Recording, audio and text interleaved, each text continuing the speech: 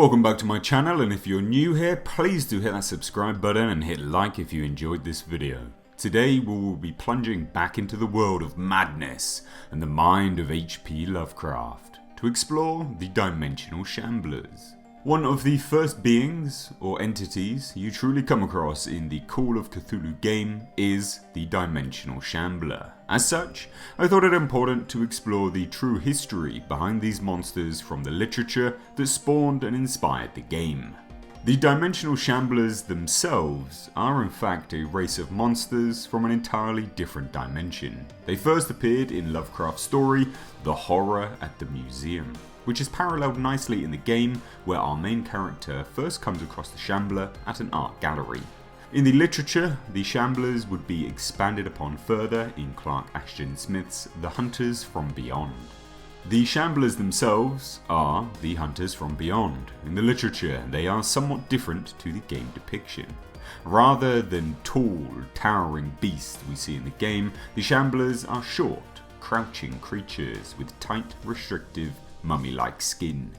The head of the Shamblers are semi-ape-like, semi-canine, and in the mouth of the beast are a set of crooked, stained fangs.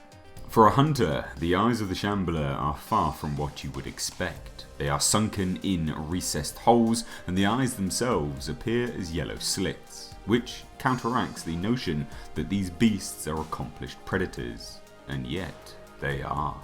Shamblers have long, slender arms with huge claws, and though it has an appearance of being a material entity, the Shamblers themselves, being from another dimension, are in fact immaterial in our dimension, our world, which makes it unable to be touched or in fact touch. The origin of the Shamblers themselves are from a lower dimension, which is described as a long, grey and oozing plain beneath skies where the fumes of hell were writhing with a million ghostly and distorted dragons. This dimension is what they call home. There are thousands upon thousands of these predators. If a human was unfortunate enough to be sucked into this dimension, they would sink and become trapped in this grey ooze, destined to have their minds and souls eaten, feasted upon by the Shamblers. So, what are these entities capable of? The Shamblers themselves are called to our dimension with certain spells or pure willpower of the occult.